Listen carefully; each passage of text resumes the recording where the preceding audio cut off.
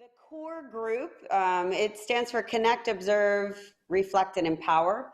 It's a business model based around empowering yourself through the community and finding the best ways to really express yourself and learn about yourself.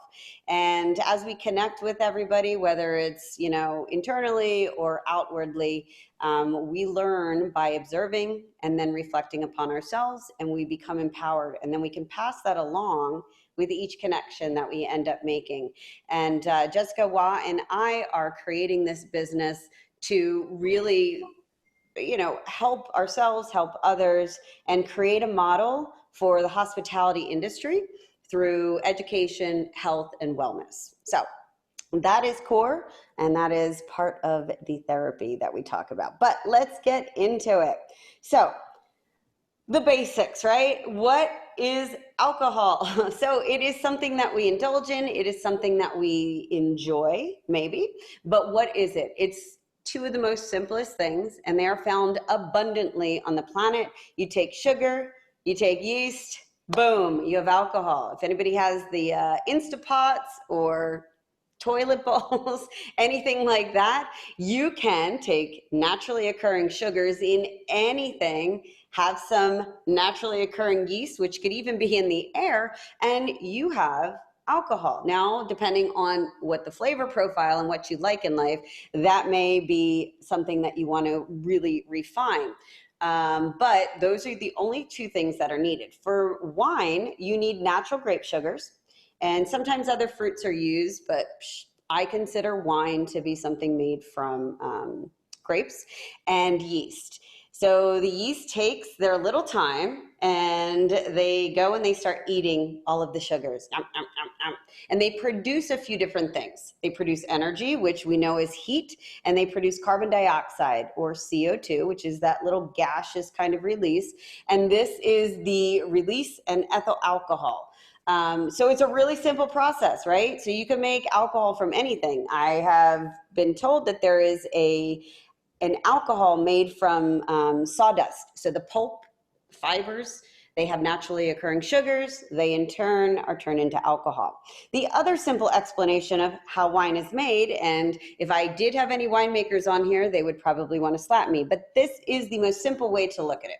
You take the grapes, you harvest them, you crush them, you ferment that juice.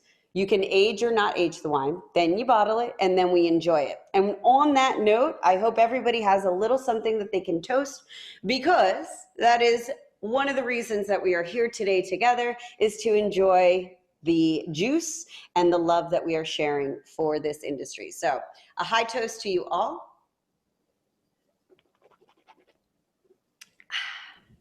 I've got to show some love for Grounded Wine Company for sharing a little bit of their Grenache Rosé with me. Thank you, Josh Phelps. And those two little cuties there that are censored because they're doing things that most girls never do in life, which is toot. Those are the yeast cells that are eating those sugars, and then they are releasing that CO2. All right, so a few times you're going to hear me say, what is wine? So what is wine is a complex question. So we're going to have to break it down a little bit. Now, there are 4 major types of wine, and these are all based on how the winemaking production is. We have fortified, sweet, sparkling, and still. And you'll see fortified is in a small circle because that's the least amount of production of that style or that type of wine that's made on the planet, where still wines have the largest category because that's the most that's made on the planet. And these will have usually an alcohol by volume. You'll see it written on a lot of labels as ABV, between 7 and 14%. You will definitely see wines that are well above that 14% that are still dry style of table wines, but that's a whole nother seminar, but they are still considered in the still category. So the production methods for all of these types of wine are going to potentially be very different, but they can be white, rosé, or red as well. And then our styles of wines, we can have the 4 types, again, as I said, still, sparkling, sweet, and fortified. They can be made in a variety of different styles, meaning like that sparkling, still, or such, and it can be different colors and tastes. So there are major components that would go into the impact of the finished wine. We're going to talk about these in particular: grape variety, color, body, sweetness, climate, and vintage. Because to me, those are in that primary sort of impact what we would see on a style of wine. So grape varieties. These are all different grape varieties here. Kind of cool, right? There's thousands of them, and they keep mutating, or they keep having little babies by getting crossed in these labs and such. But they all make a very unique style of wine. And the table grapes that you see in the grocery, you could, in theory, make some wine out of it. Maybe they do that in Pahrump. We're not talking anything about there, but it's very possible that you might not want to try and do that because they're very different. And it's not because, oh gosh, it's not good enough. They're just a very different profile. So in wines that are used for, grapes that are used for wines, the berries are smaller. They have a lot thicker of skins, which can help insulate, so they can have more sugar and acidity, and they contain seeds that have more sugar and acidity.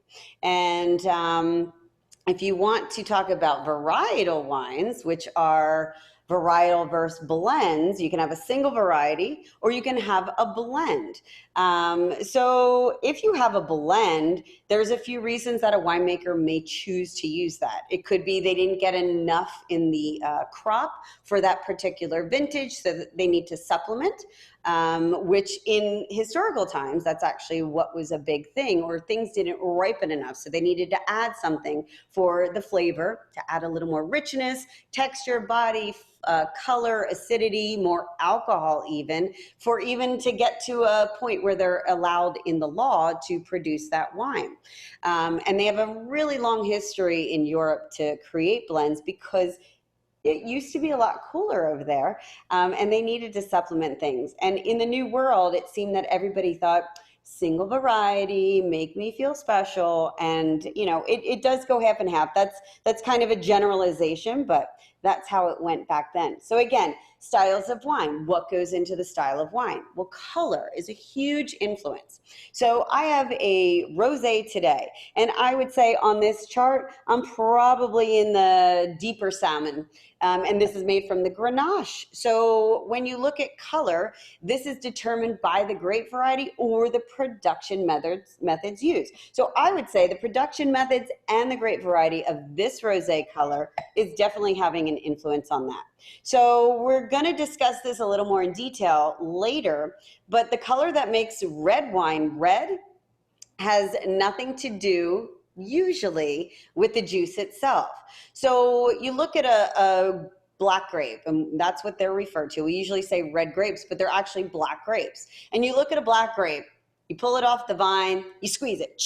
I mean, that's kind of mean sounding right now, but if you did that, all of that juice running down your arm would be clear, just like if you took a white grape off the vine, squeezed it, and all that juice would be clear. Now, there are exceptions. There's a handful of them on the planet. They're called Tensurier grapes, and their juice matches the skin. So if you squish them, it would run down as black juice. But rosé wines, and we'll get into this in more detail later, are made from black grapes, and they're actually left on the skins to kind of give them the color. Hence, a rosé wine that has this color could be because it's from the Grenache grape, or it could be the winemaker decided to leave it on the skins a little longer. And then we talk about body. Woo! So the body of wine. This is a fun topic, right? There's a lot more pictures on this page. So this refers to a few different things, but let's start with the amount of alcohol.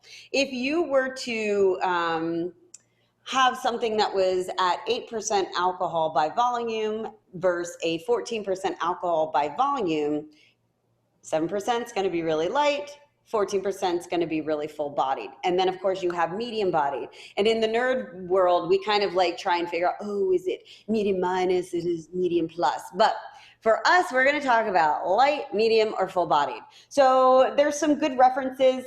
And I don't really drink milk anymore. I used to as a child, I think because I was told to. But if you don't drink milk anymore, we've got other comparatives that we can talk about to that. So you look at your skim milk, your 2%, and your whole milk, right? So skim would be your light body, 2% medium, and full bodied is your whole milk. And you remember that coating, that viscosity that happens on the palate with the full body, as opposed to that kind of lean and more crisp taste of the skim milk.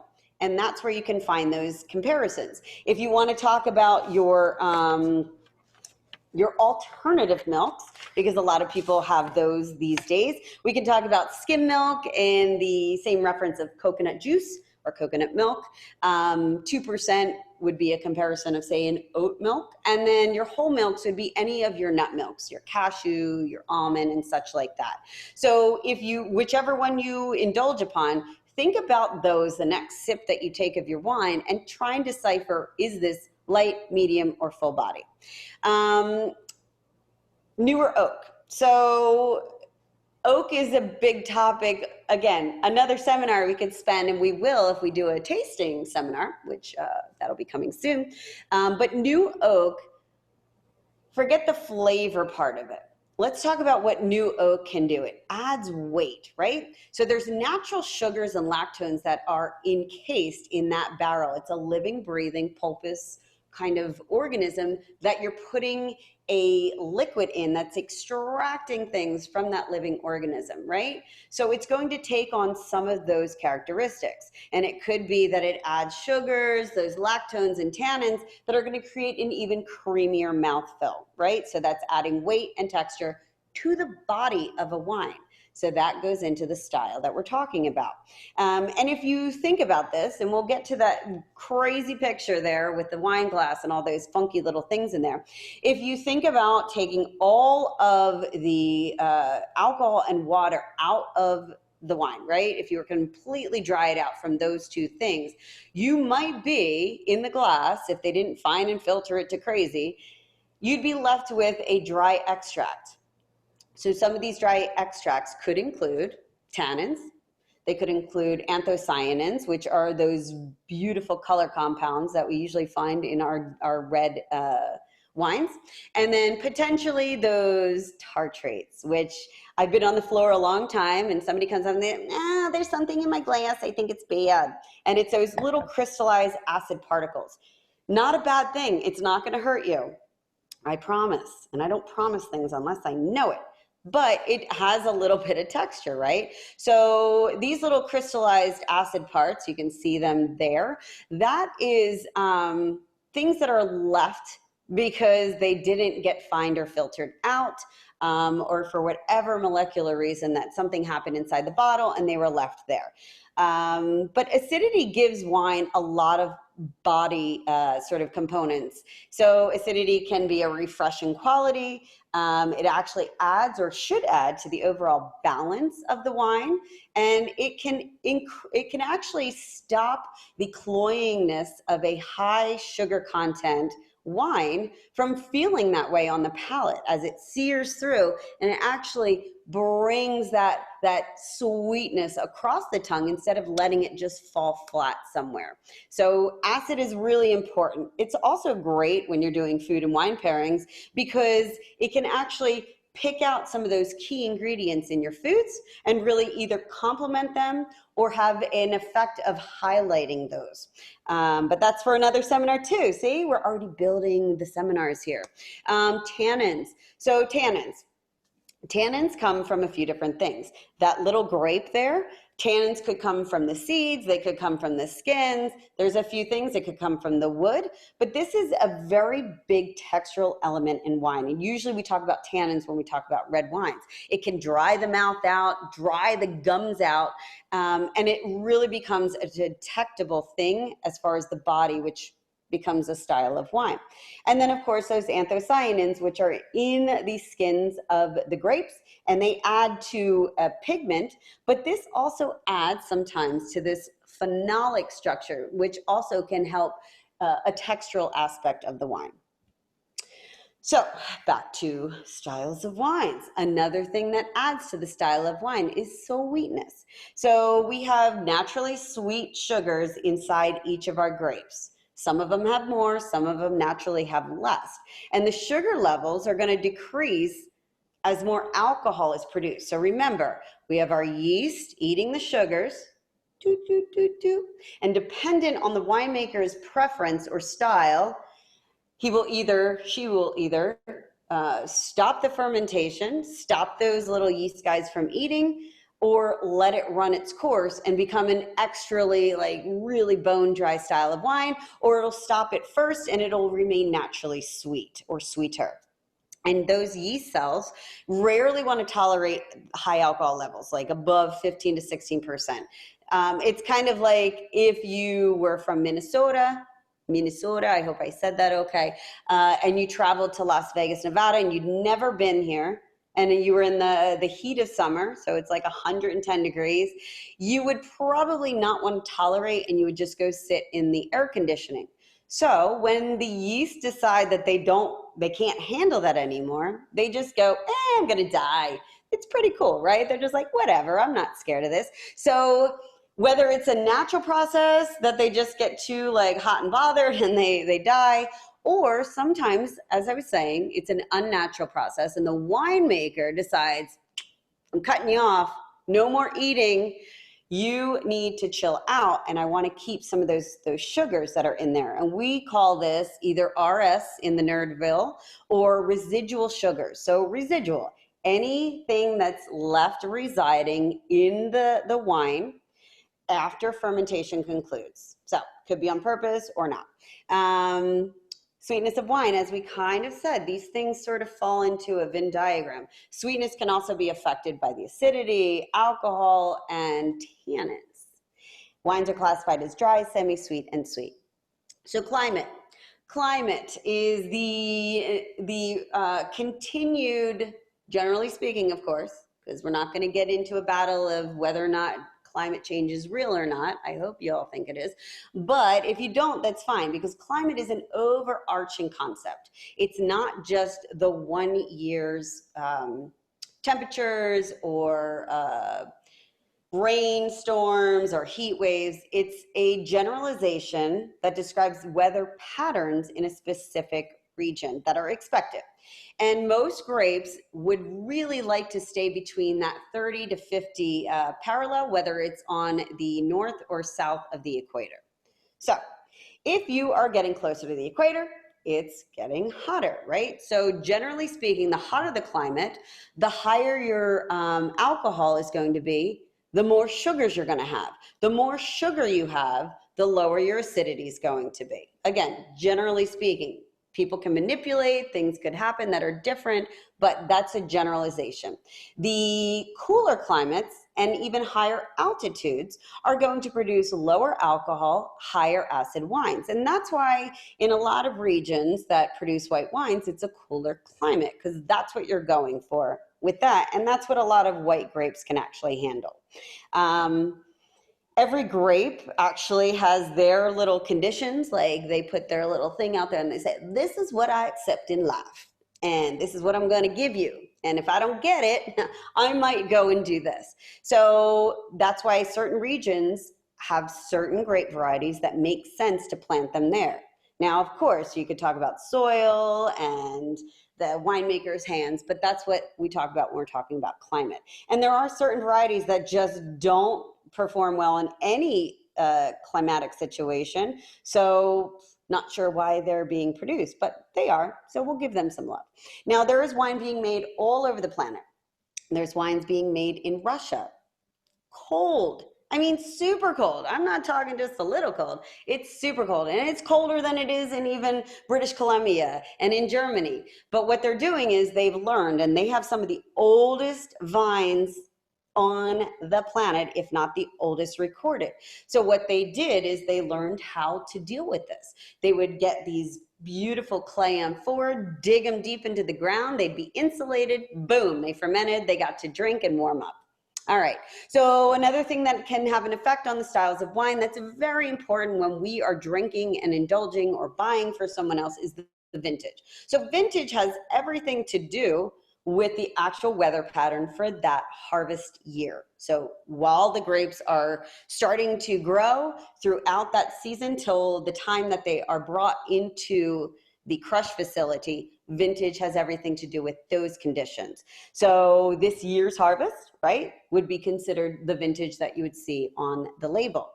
On sparkling wines, on wine lists, you know, I'm going to be truthful and very honest. When I first moved to Nevada, I would see NV. So I was like, wow, Nevada has a lot of wines. No jokes. There it is. Okay, you got something out of me. But if you see NV or even MV, those are going to stand for non-vintage or multi-vintage, meaning they had to take a handful of different blends from different vintages to make that wine. A good vintage to me is when the winemaker and his team, his family, have passion and attention. You can have somebody say, oh, it was such a horrible vintage, and they won't buy the wine, or they won't even give it a chance. I think there can be great vintages, and if a winemaking team doesn't have that passion and attention to detail, it's not a great vintage for them. So just to recap, we have all these influencers of the wine world: location, soil, grape variety, climatic and environmental conditions, production methods, human interaction. All of these things go into this crazy great word that some people don't believe in, which is called terroir. Terroir is a French term. It does not have any translation anywhere else on the planet except for those beautiful French people, but it means the whole picture. So it's not just location, soil, grape variety. It's not just those things, maybe one thing from the other circle. It's that whole thing that becomes one beautiful cycle and circle. So there you are. Now, we still haven't really told you how wine is made, right? So those are all the influences. Now we're going to talk about from vine to glass. So these are actual pictures of when I was pretending to be a winemaker in Oregon with my beautiful friend Aya Nomoto, who is there, smiling so bright. We were crushing grapes with our feet. It was kind of like the I Love Lucy. It was really cold and gnarly. There were bugs everywhere, but not a pretty thing to go winemaking. But so I wanted to show you actually that I had been to a facility to make wine, and it was an amazing experience. There's a lot of dangers that go into it, and you have to learn these things, but there's a lot that you learn while you're hands-on. So these are from a vineyard called, or from a winery called Lingua Franca. It's in Eola Amity Hills in beautiful Oregon, and what a wonderful experience that we had definitely together with Master Sommelier Larry Stone. So we're very grateful to him as well. So white wine. So grapes are brought to the crush facility, hopefully in a very timely manner, because white grapes have typically thinner skins, and they will oxidize, kind of like oxidation with my wrinkles, right? You bite into an apple, it starts to brown up. That's what we don't want to have happen to any of our grapes, but especially white grapes. They're a little more susceptible to it. Typically, most all of white grapes are destemmed and then they're crushed. There are some exceptions to any rule here, or any thought process. Then the wine press will separate the juice and the skins. Again, there are some styles of white wines that become, say, like an orange wine or a gray wine, however you want to call it. And those actually will stay with the skins for a short amount of time. The juice is fermented. It could be in anything, but typically it's either in stainless steel or fiberglass or something like that, but it could be wood tanks, cement. Then if you are allowed, there's a lot of laws on the planet, you can add sugar, which is chaptalization, or you can acidify, which hopefully not a lot of people are doing. Some people say they can tell if it's acidified, but it kind of adds maybe like a little bit of fakeness to the flavor profile. Who knows? The new wine is then put into new barrels or vessels, and then it could be aged or bottled immediately. Again, white wine, it's beautiful, it's fresh.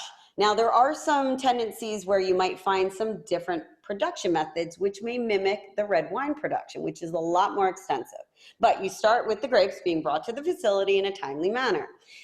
This is where it starts to get a little different right then and there. So red grapes are usually either partially destemmed or maybe wholly destemmed, but they could be put in there all together, meaning like the whole cluster. And, you know, the winemaker decides whether it be the vintage or the climatic influence of that year, if they're going to blend, if they want to add any stems. Stems can add tannins, they can add flavor profiles, kind of like a green, herby, kind of woodsy note, but it's up to them to decide that during that process.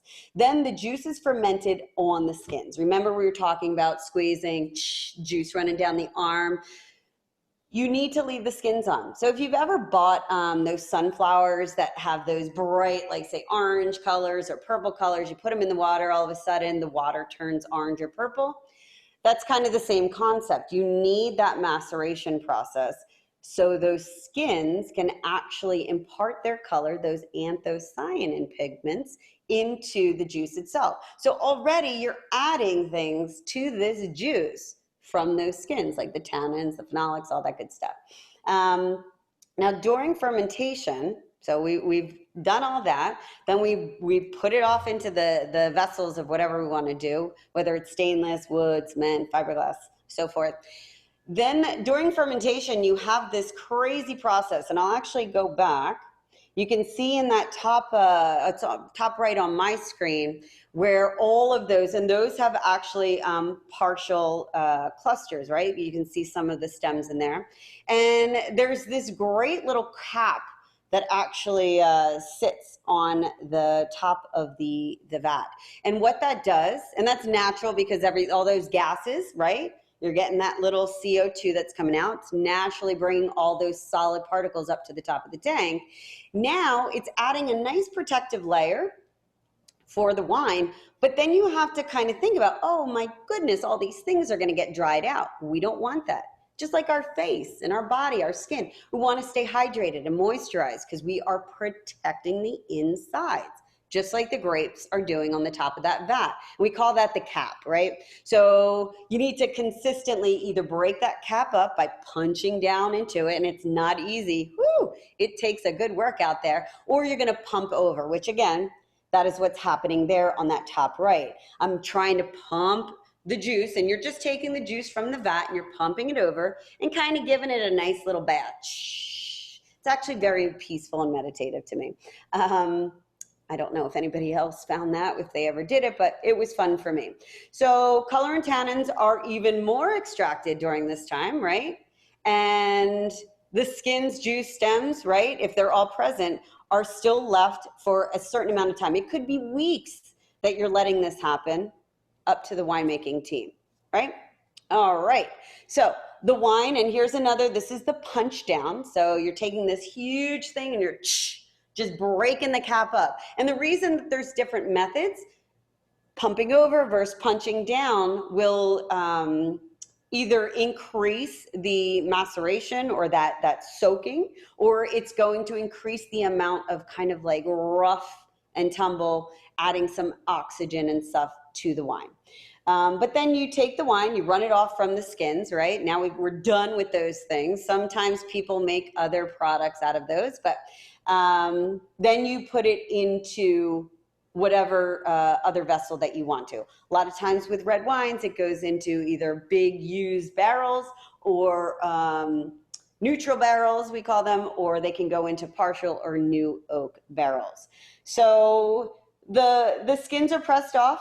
It's made into a press wine, and that is used as a separate vessel. It's put into a separate vessel just in case they need to use it for blending later. Things happen.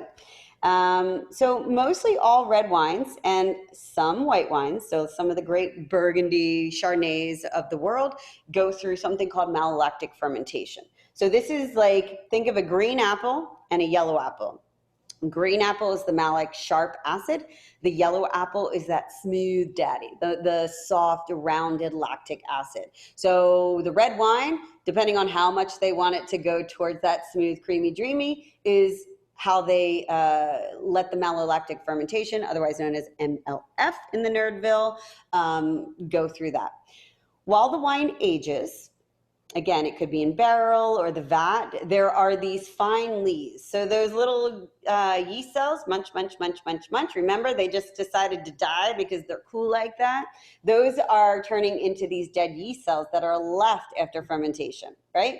They could be utilized even more, and it's called batonnage. So batonnage is stirring of those dead yeast cells, those dead lees, right? And that just adds more complexity, more creamy dreaminess to the wine. Then it's bottled, and then hopefully we're enjoying it. All right, so rosé all day. That inspires me to take a sip. So rosé, there are 3 methods to rosé winemaking. We've got something called maceration, which we already just learned about. We've got saignée. I gave you a little phonetic spelling there. This is also known as bleeding. And then, of course, we've got something where you just blend. And blending is something that seems like a very easy thing to do, but you have to be very precise, because blending, you're adding red wine to a vat of white wine. And if you overdo it, so you've got to be very judicious on that. Maceration is taking those black grapes and you're basically letting them macerate. So it's the same concept of red winemaking. And typically what happens here is you're taking some of that macerated wine before it reaches that full color pigment and style that the winemaker wants for the red wine, and you're taking some of that off, right? And then you're using that in a separate vessel, and it becomes your rosé. Saignée method is bleeding. So the first few hours of red winemaking, you're bleeding it off again into another vat. So maceration is, your intention is truly going to be making rosé wine from these particular grapes.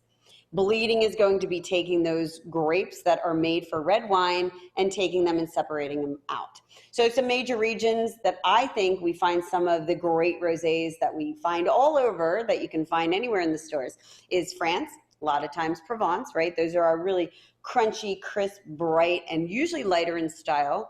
Loire Valley is great, and then Champagne, right? So Champagne has the greatest rosé, in my opinion. But Italy, all over Italy. But one of the biggest regions is Montepulciano d'Abruzzo, as well as in Tuscany. In Spain, again, all over the place, but Aragon, Rioja, up in Basque Country, they make great rosé chocolat, just not enough of it for me to drink all the time.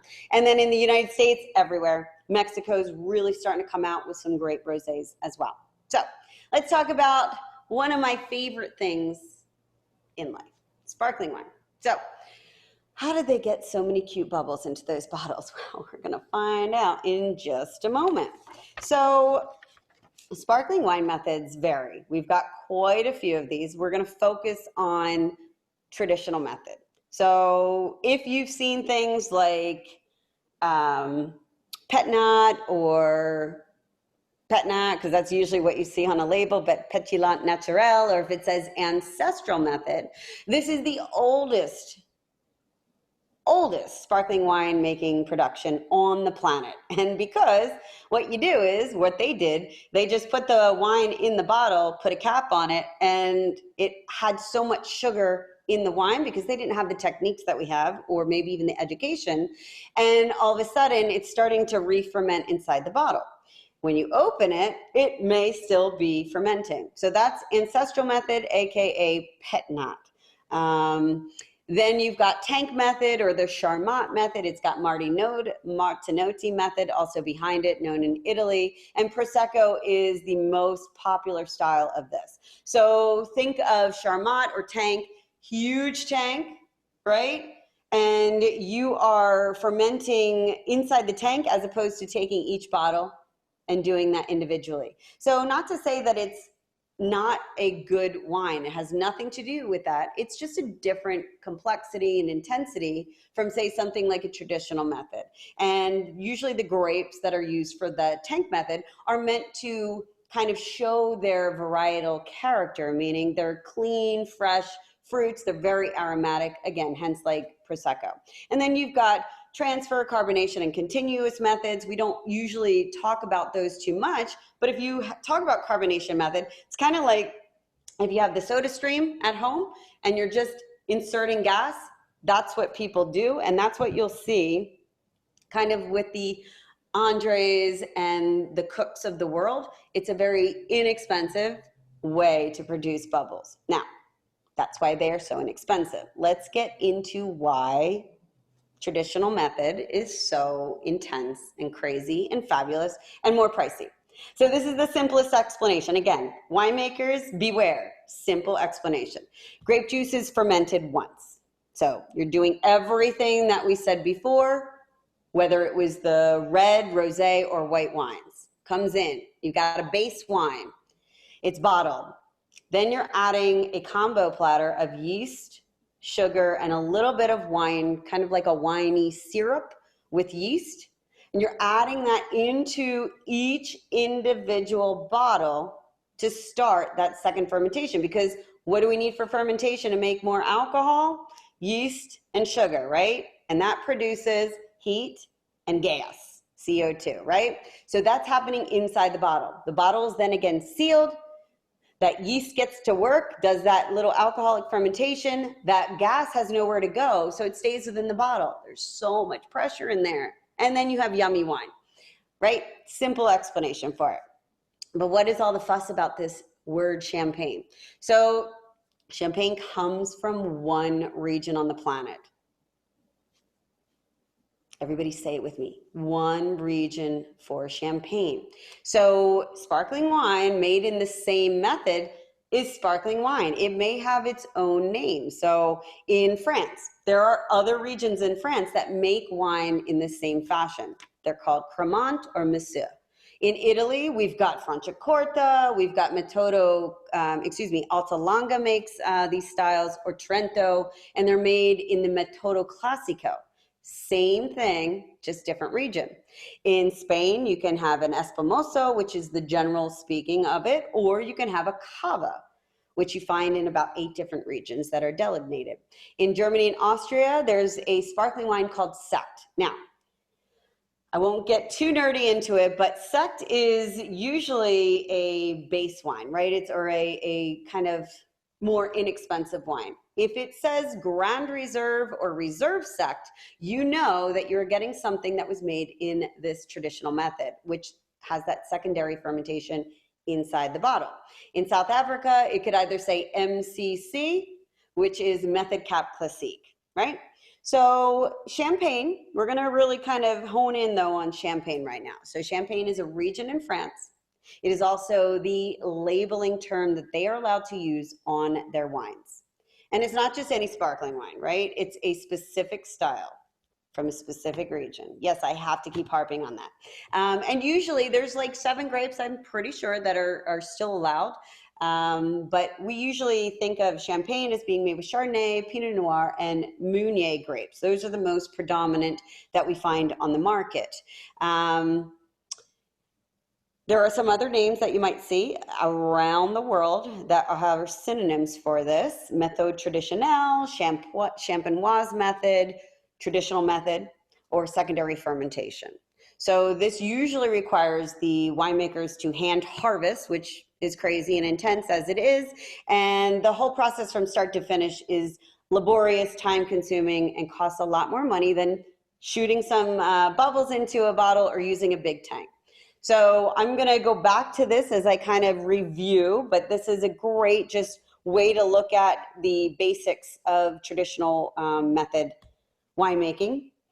So we usually start with those base wines. So in sparkling wine, you usually need something with a neutral but high acid base wine. And there's no bubbles in it yet, right? We haven't started with the bubbles. So this is usually something that they will take from various vineyards, and they will make a blend of these base wines, and it's called a cuvée. Then it's bottled, right? All of that still wine is bottled. It's fermented after it goes through that whole process, right? But then it's bottled. Then they decide to add that liqueur de tirage, which again is that yeast and like kind of sugary wine syrup. They seal it with something called a crown cap, the same thing you would find on your pet nats or your beers, right? And it starts its secondary fermentation. So this is the beginning of the traditional method. The wine is then aged. Now, by law in Champagne, it's 12 months.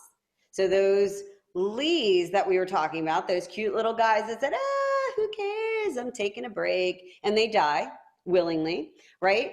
They are sitting in the bottle still. Now, lees can add complexity and texture and creaminess, right? But they also protect the wine from oxidation, from getting brown or like losing some of their complexity. A winemaker definitely can choose to age it for a lot longer on those lees to add even more. So as it's going through this process, you can see that little table there. That's called the riddling table. They have a few other things. Say in Spain, it's called a gyro palette, where it actually shakes on its own. But that dude there is the riddler. So he literally goes hand riddling, so giving little quarter turns every single time he goes by. And he can do up to like 5,000, maybe even more bottles in a single session. It's insane to me. So then it goes through that until all the sediment actually comes down to the neck. Then they know that it's time. The wine is then disgorged, right? So they're removing all of that sediment from the neck. And then the winemaker has their final thought process. Do I want this wine to be bone dry? Do I want it to be dry, semi-sweet, or sweet? And then they decide on that, and they add something called dosage. So dosage is actually the addition of a syrupy, again, a little syrupy mixture of cane sugar and a little of reserve wine. It has to be the same wine that they're using in the bottle, a little of that. And they add that according to what their preference, what they want the guest to actually experience when they open that bottle. So the amount of that is what you'll read on the bottle. So say you want something that is kind of in the Goldilocks zone, go for brut, because that can range anywhere though from 0 to 12 grams per liter, but typically that's considered kind of the Goldilocks. Cool? All right. So sparkling wine styles, we've got a few of them. So there's non-vintage or the multi-vintage. We kind of talked about that already. That's usually reflecting the house style, because then they can take wines from different vintages.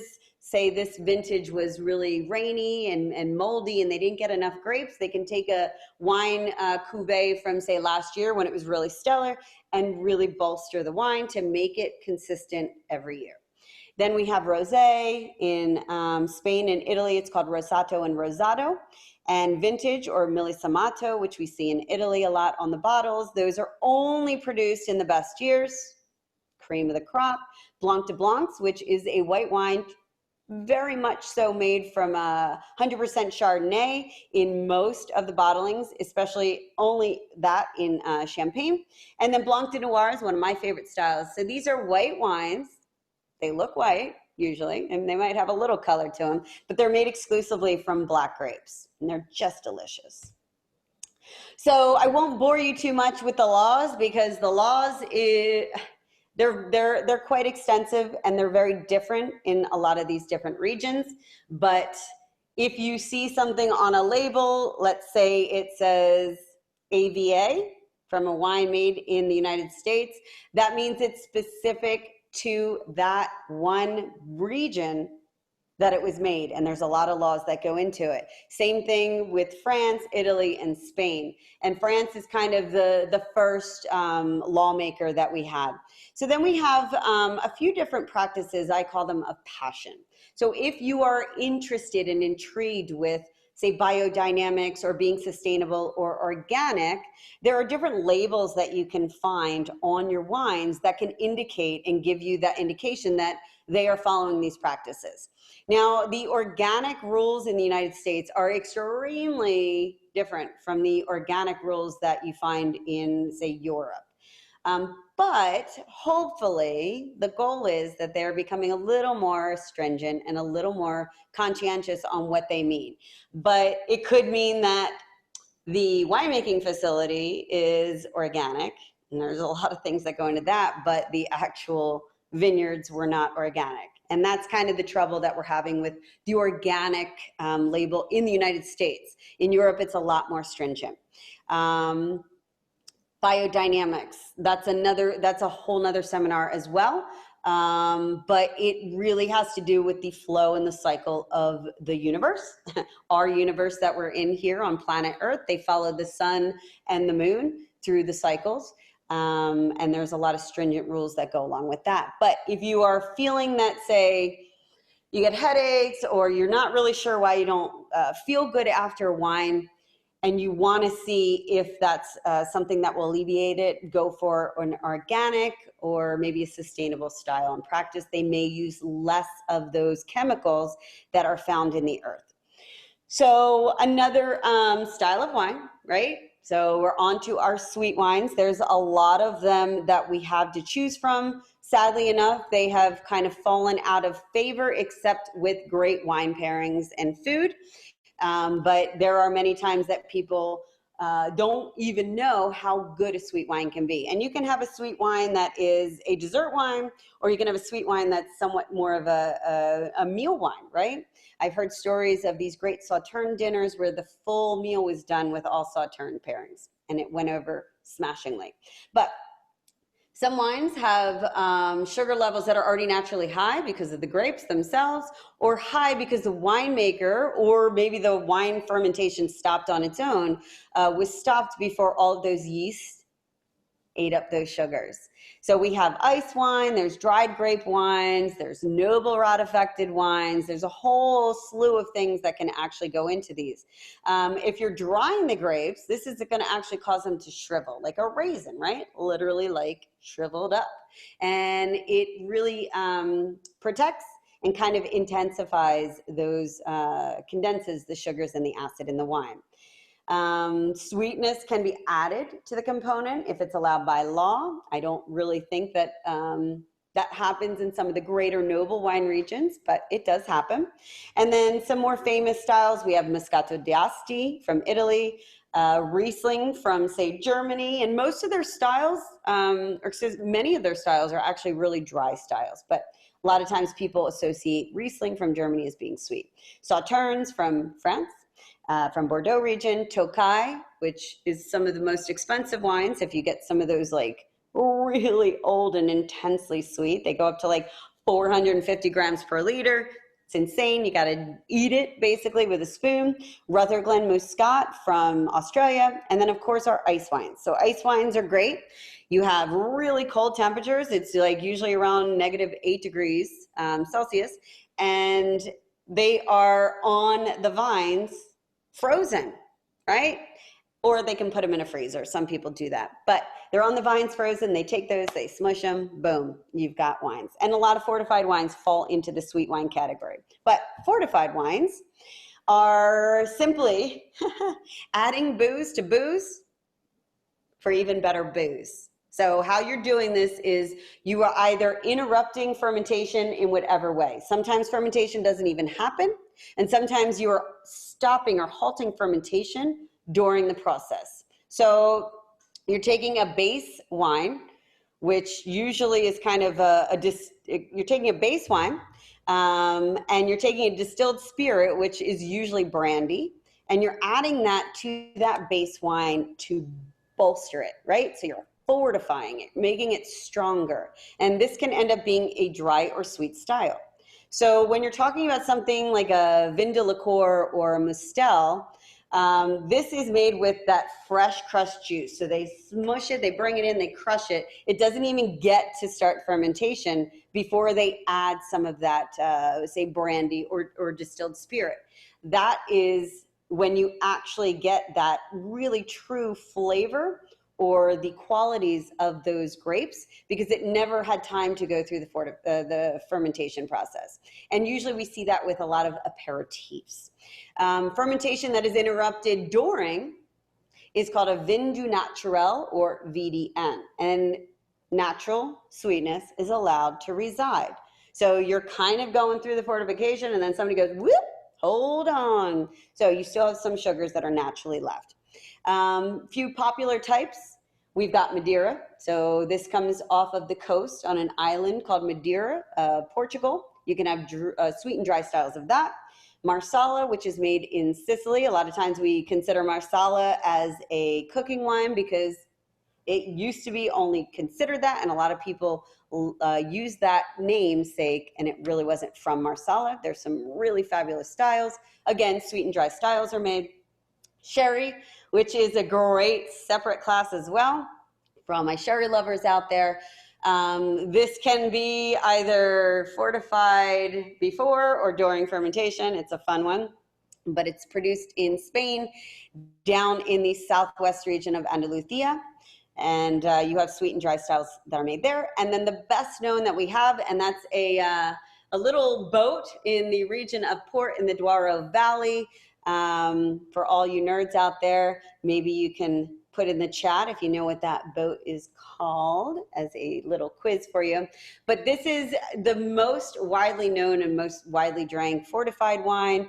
It comes in a tawny, ruby, vintage, and white style. So tawnies, those are usually those oxidative and very nutty styles, and then that focus on those kind of oxidative flavor components. Then you have ruby and vintage. So ruby is more fruit dominant, more fresh. And then you have vintage, which is a ruby, but it's made from a very specific year, and there's a lot more rules. And they've been really trying to play around with white port to make it into more like an aperitif. So these are some of the great regions of the world that make wine. There's a lot of them. In the United States alone, every single state makes wine. My hometown of New Jersey just is approving or trying to approve another AVA. I have not tried any wines from New Jersey, but we'll see how that goes down. But we, of course, really focus on the wines made on the West Coast and in New York on the East Coast. Anywhere in between,